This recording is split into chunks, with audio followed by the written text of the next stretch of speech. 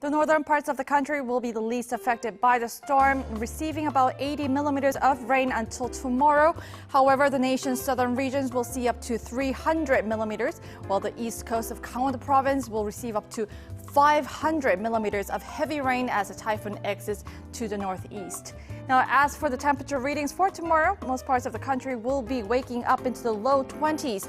Now, Seoul will start the day at 20 degrees Celsius, Daegu at 21, and Busan and Jeju begins the day at 22 and 23 degrees respectively.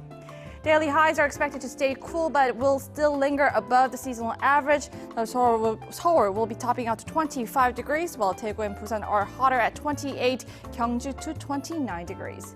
Now we'll leave you with the weather conditions around the world.